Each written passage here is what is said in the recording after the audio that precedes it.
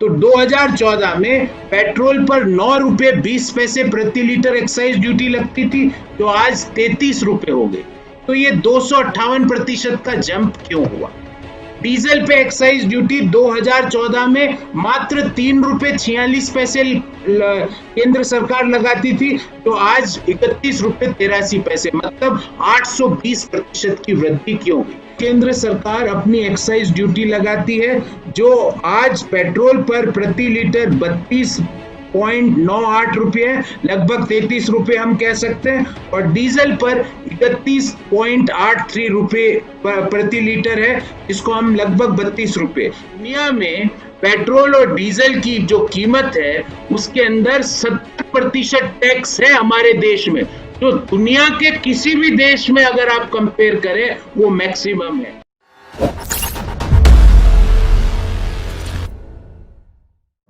नमस्कार साथियों, जैसा कि आप सब लोगों को विदित होगा कि आज से मैं प्रोफेसर गौरव वल्लभ की बात तथ्यों के साथ नामक वीडियो श्रृंखला का प्रारंभ कर रहा हूं। इसी श्रृंखला का पहला वीडियो लेकर मैं आज आप सबके सामने प्रस्तुत हुआ। साथियों, आज का मेरा पहला वीडियो समर्पित है मोदी सरकार के एक ऐतिहासिक कारनामे पे। उन्होंने एक कारनामा कर दिखाया जो आजाद हिंदुस्तान में कोई नहीं कर पाया। उन्होंने डीजल के दाम पेट्रोल के दाम से आगे पहुंचा दिए।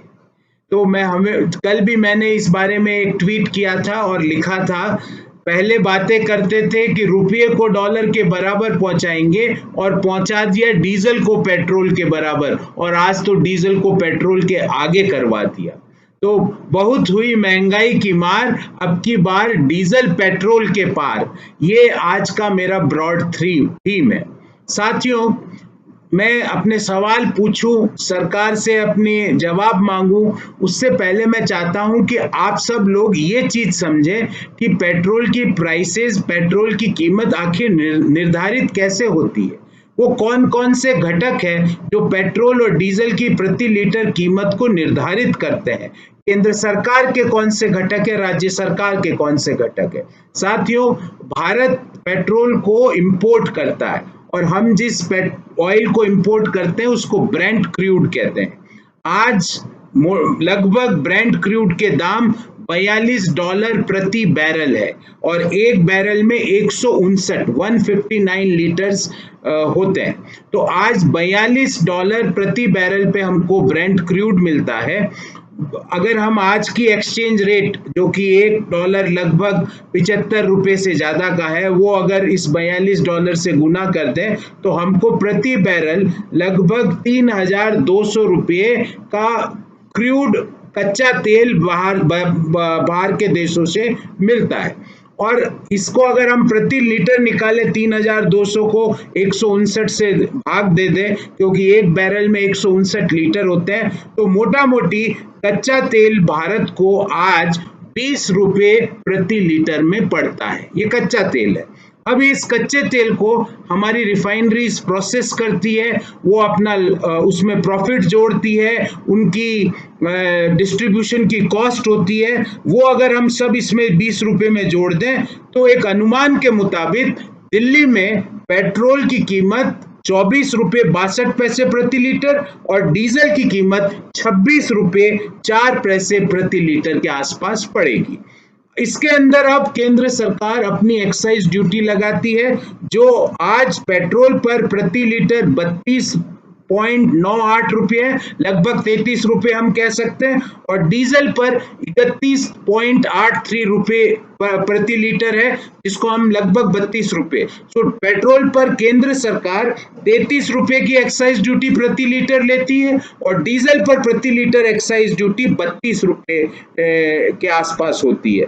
अगर हम इसमें पेट्रोल पंप मालिकों का कमीशन जोड़ दें तो लगभग, अगर हम कहें कि स्टेट गवर्नमेंट के वैट लगाने से पूर्व दिल्ली में और देश के अन्य भागों में पेट्रोल की कीमत 61 रुपये 20 पैसे और डीजल की कीमत 60 रुपये 40 पैसे पड़ी। ध्यान रहे, इस 61 रुपये में 33 रुपये एक्साइज ड्यूटी है। जो 60 रुपए 40 पैसे डीजल की कीमत है, उसके अंदर 32 रुपए एक्साइज ड्यूटी है जो केंद्र सरकार लगाती है। कच्चे तेल की कॉस्ट मात्र 20 रुपए प्रति लीटर पड़ रही है, पर इसको इन्होंने केंद्र सरकार ने एक्साइज ड्यूटी लगाकर अब कीमत कर दी 61 रुपए 20 पैसे और 60 रुपए 40 पैसे प्रति लीटर पेट्रोल और डीजल की। इसके ऊपर राज्य सरकारें अपना वैट लगाती है।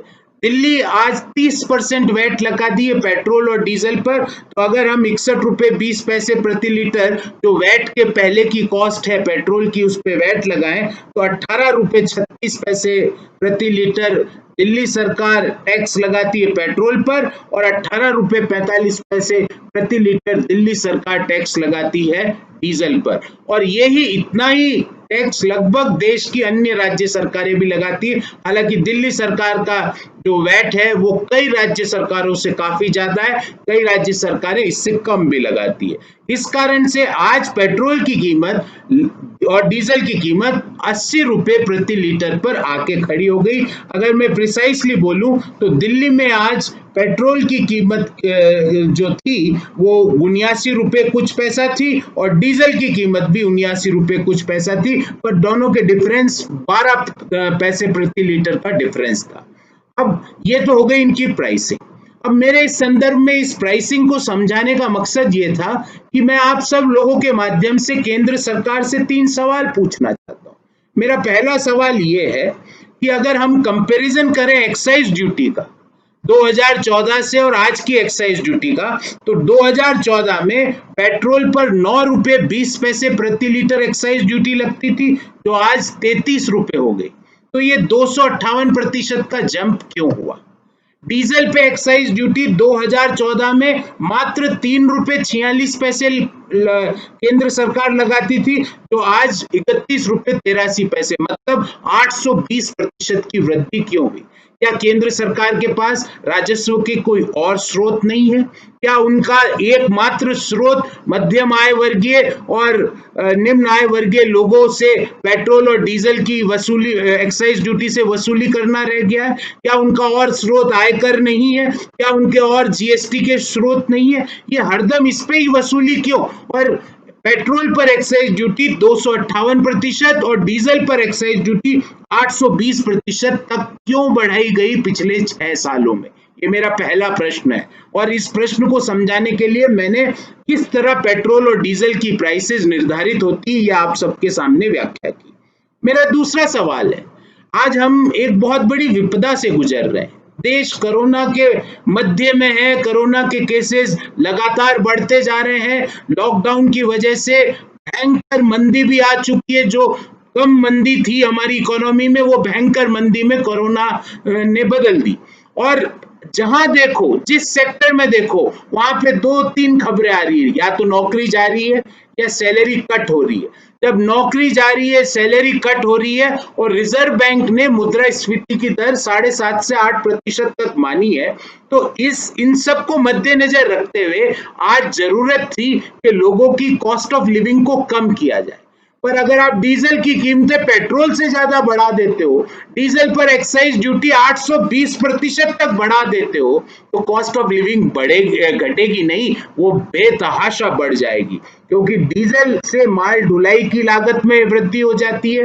अन्नदाता जो जेनसेट यूज करते हैं, अपने ट्रैक्टर को चलाने में जो तेल यूज करते हैं, वो डीजल है।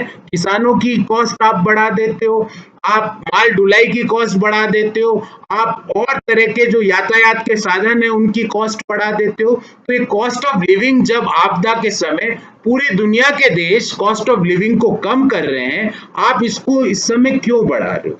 और मेरा तीसरा सवाल है कि प्रधानमंत्री जी हमेशा 2014-15 में कहते थे कि मैं नसीब वाला हूं, इस कारण से, मेरे नसीब के कारण अंतर्राष्ट्रीय बाजार में कच्चे तेल की कीमतें कम हो रही है। सर, मई में कम हुई थी। ब्रेंट क्रूड की कीमत $15 से $20 प्रति बैरल तक पहुंच चुकी थी, पर आपके नसीब का फायदा हम लोगों को आप देते नहीं हो। आपका तो एक ही नियम है, मीठा मीठा आप ले लो और कड़वा कड़वा हमको दे दो। जब कच्चे तेल की कीमतें घटती है तो उसका फायदा हिंदुस्तान के लोगों को नहीं मिलता है, पर जब कच्चे तेल की कीमतें जरा सी बढ़ती है तो हमारे यहाँ कीमतें उससे डबल बढ़ा देते हो। अब उसकी जो परसेंटेज इंक्रीज कच्चे तेल की है उससे डबल परसेंटेज इंक्रीज हमारे यहाँ रिटेल प्राइस में हो जाती है। ऐसा क्यों? और चौथा और अंतिम प्रश्न ये है कि दुनिया में आपने एक कीर्तिमान स्थापित किया है। दुनिया में पेट्रोल और डीजल की जो कीमत है उसके अंदर 70% टैक्स है हमारे देश में, जो दुनिया के किसी भी देश में अगर आप कंपेयर करें वो मैक्सिमम है। मैं यहाँ पे अमेरिका, ब्रिटेन, ब्राजील इन देश नहीं, दुनिया के हर देश से हमारा टैक्स पेट्रोल और डीजल में ज्यादा है। ऐसा क्यों सर?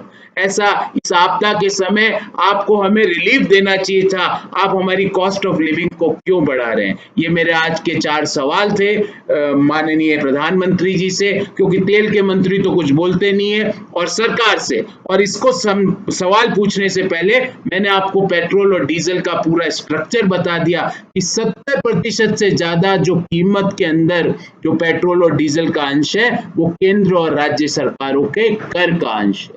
सोचिएगा जरूर, और कल मैं एक नया विषय लेकर आप सब लोगों के सामने आऊंगा। तब तक के लिए बहुत बहुत धन्यवाद। आपने ये वीडियो देखा, बहुत बहुत धन्यवाद। अगर आपको हमारे वीडियोस पसंद आए तो प्लीज लाइक करें, सब्सक्राइब करें और शेयर करें।